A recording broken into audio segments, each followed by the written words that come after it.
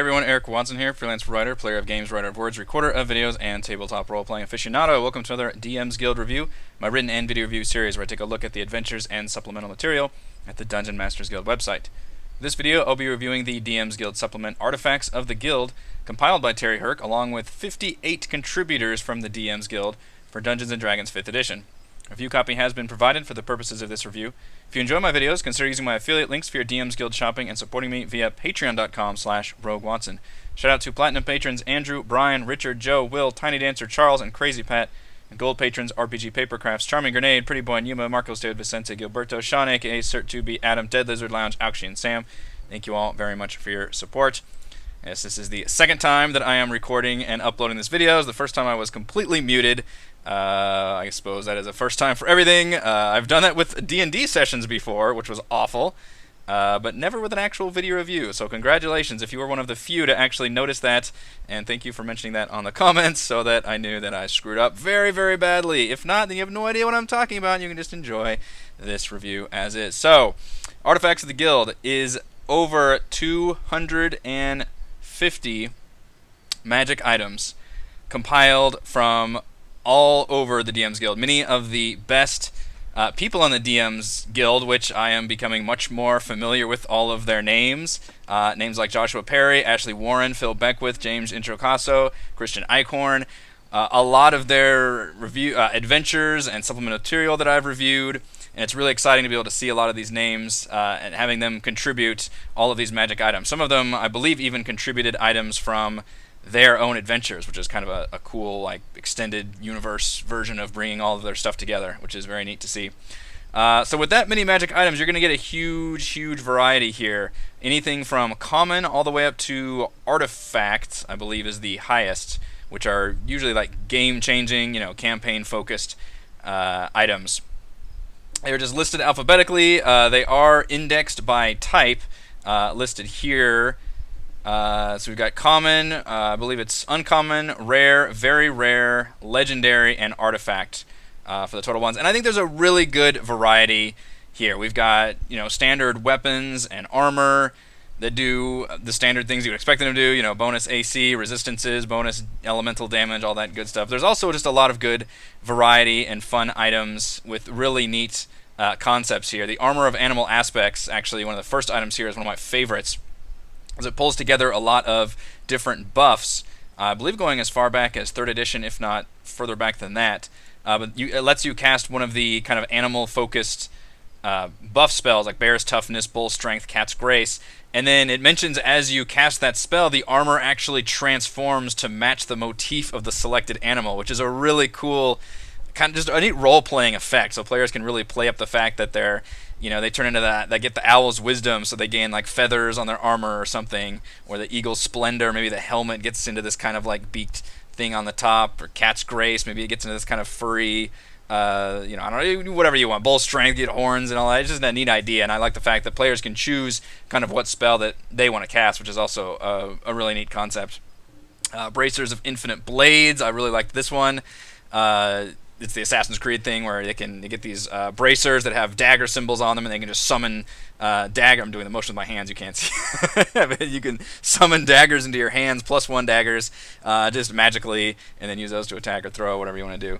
Very, very cool. This mask over here on the left side is actually cursed, so it lets you cast Disguise Self at will, but the first time you do it, you take 4d10 necrotic damage, you lose that much in maximum hit points, and blood drips out of your eyes, basically permanently. So you have a permanent disadvantage on all charisma checks, except intimidation. And that's just an ongoing curse effect. Even though you can cast Disguise Self on will, apparently your disguise is always weeping blood, which is pretty jacked up. But just some really, really neat ideas in here. The Earthen Bell, another one I wrote down. Lets you cast a number of spells. It's a typical, it's got charges, and you can cast a certain amount of spells from those charges, but those kind of spells actually change depending on the kind of terrain that you're on, which is really neat to see. It's a really neat idea. So if you're on Arctic terrain, it lets you cast Ice Knife, Sleet Storm, and Cone of Cold. If you're in the Underdark, Dissonant Whispers, Enemies Abound, and Cloud Kill. If you're in the Swamp, Entangle, Stinking Cloud, Contagion. There's actually a lot of spells that fit really well with all these different types. I like that a lot, although I would imagine most D&D campaigns tend to take place in, maybe one or two different areas, at least the ones that I've really looked at. Some of the more globe-trotting ones you could probably take better advantage, but obviously if you're just doing Out of the Abyss, probably not going to get as much out of that item because it's just Underdark. But there's a lot of really neat stuff here. The Equinculus Potion, I'm just going to read to you because it's incredible. When you drink this potion, you immediately begin vomiting for 1 round. During this time, you vomit up a mucus-covered amniotic sac that rapidly gestates over the course of 1 round into a full-sized adult horse. Using this potion draws upon your own energy reserves, causing you to suffer 1 level of exhaustion. I imagine vomiting up a full-grown horse would be a little exhausting. The horse is tame, initially quite moist, and bonds with the first creature it sees as though it were its mother. That is a fucking amazing magic item to give somebody, especially if they don't know what the hell this potion does. And if you just tell them the description, which is that the inspection reveals a miniature horse smaller than a fingernail floating comatose in the vial. Like, what does this do? Most of them would try to probably spill it out and do like those little foam dinosaurs that kind of explode when you put water on them. But no, you gotta actually swallow it. That's freaking fantastic. I love it. It adds a number of, that's pretty crazy for a common item, give somebody a horse. But there are a number of really good common items, because one thing that the Dungeon Master's Guide really lacked when it first released is not a lot of good low-level kind of, let's be honest, bullshit magic items. Don't really do much, but are still kind of fun to loot, like, an ever-billowing cloak or something, or just, armor that always shines, gleaming. It doesn't really have like a big combat balance effect, so you can just kind of give these out to players willy-nilly without really breaking any kind of balance, but they're still fun for players to get. It's a little more exciting than just getting, another piece of gold to throw on the pile or something. So there's a number of those common items, which Xanathar's added a bunch of those too, but this one does add quite a bit. I think there's a really good range of all the different types in general. There are also set items, which is neat. I was actually hoping they'd go a little further with that. I'm kind of torn on that. Obviously, I'm a big, action RPG, Diablo fan, all that, all those games. And I really enjoy the set item concept, where you actually want to collect certain items, and then you get a specific bonus that's unlocked by collecting more of this kind of item. That's something that D&D doesn't really do, because it gets I can understand it gets a little fiddly at that point. But I think it's a fun thing, especially if one player is really tied to a certain theme or concept or motif. For example, there's like a Death Knight. Let's see if I can find that one here. There's some good artwork for it. Here it is. There's a Death Knight set. Just Death Knight's Dread Helm, Dread Plate, Dread Shield. So you can just look like a cool ass, kind of dark knight, fallen paladin, Oathbreaker, I think it's called. Just have that cool armor set, which is neat. They don't really have set bonuses, which is kind of disappointing. I was hoping they would go a little further than that, rather than just have it be an aesthetic thing. The only one that I saw that actually had a set bonus was the Blades of the Archrogue, because there were 2 daggers, and they were each cool magical daggers on their own, Blade of the Cat and Blade of the Eye. But if you had them, they're both like +3 daggers with pretty cool effects.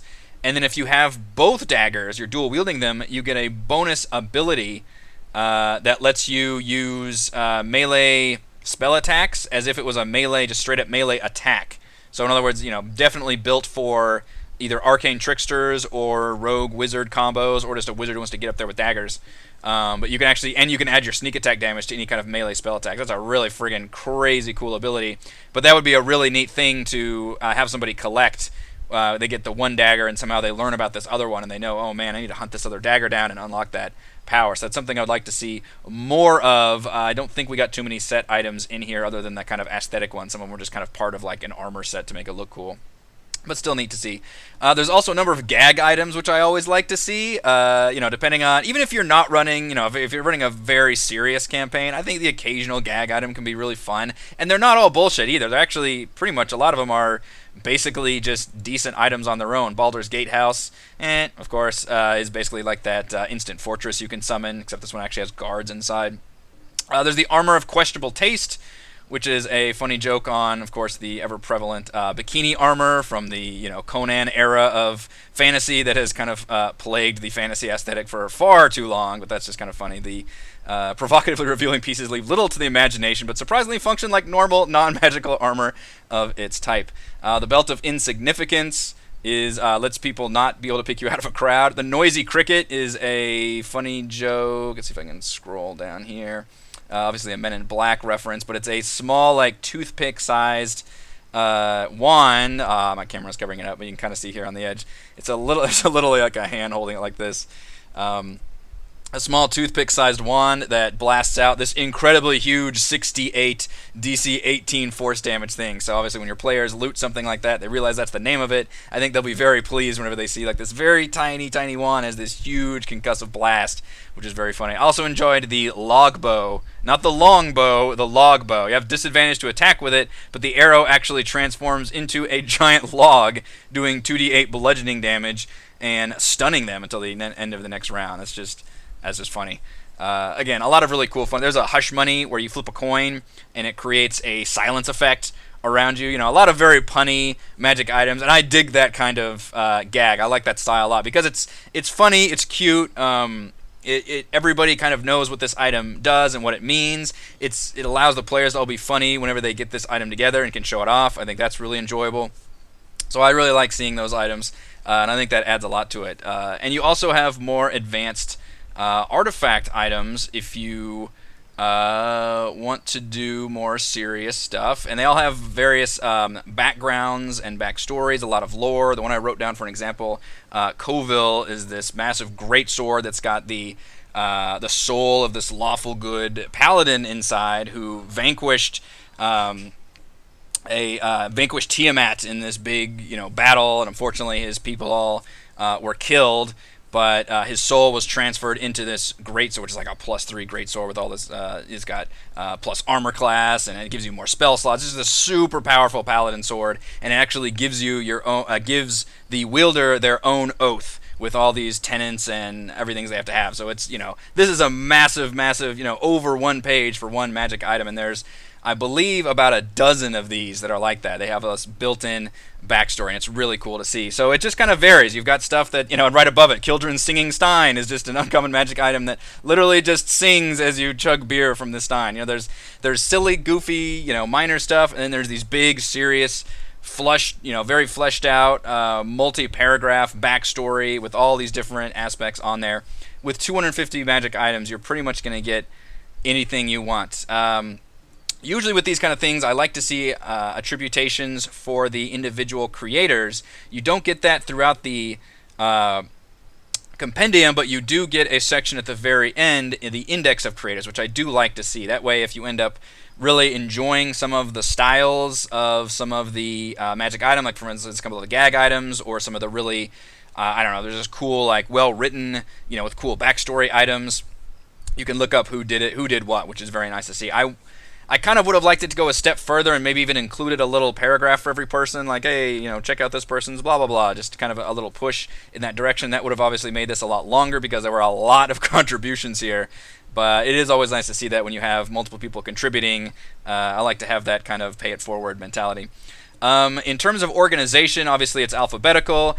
You do get the index by rarity, which is nice to see, so you can get not only an at-a-glance of which portion of which item are in every stat. You can see the bulk of them, obviously uncommon, rare, and very rare, as it should be.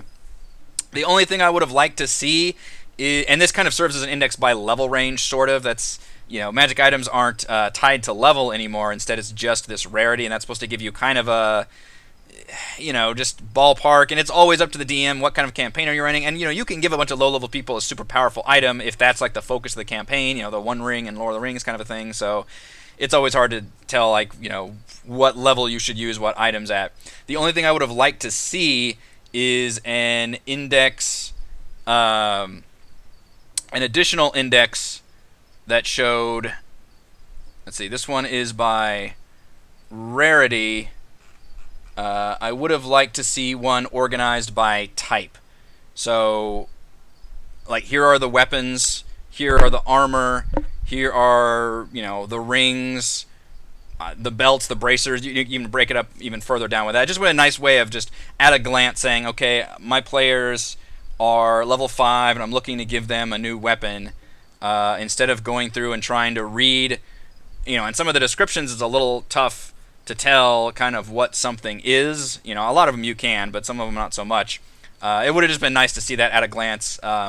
even though, there's probably going to be a big miscellaneous or, wondrous item category, but I would have liked to see some kind of organization by type. But even then, that's just going to be an extra thing. It's not so much as like a con at the end. Speaking of which, let's get to my pros and cons for, let's scroll up, Artifacts of the Guild. Pro, over 250 magic items from common to artifact.